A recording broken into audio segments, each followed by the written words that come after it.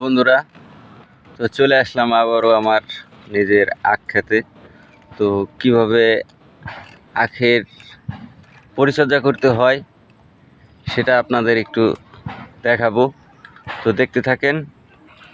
তো আলহামদুলিল্লাহ অনেক সুন্দর আখ হয়েছে, দেখতে থাকুন। এই যে দেখুন,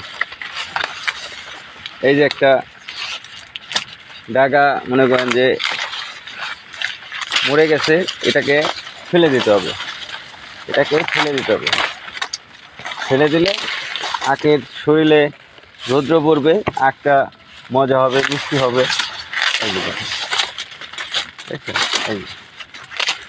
এগুলি পরিচর্যা করে এগুলি ছাঁটাই দিতে হবে। এগুলিকে আমরা আগাছা বলি। এই আগাছা পরিষ্কার করে দিতে হবে।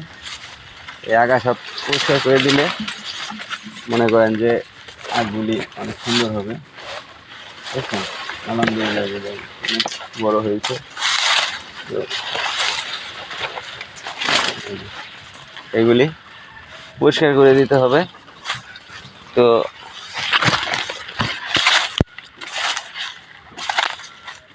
এভাবেই আখের পরিচর্যা করতে হয়। তো সকলে ভালো থাকবেন, সুস্থ থাকবেন, এই দোয়া করে আজকের মতন বিদায় নিচ্ছি। আল্লাহ হাফেজ।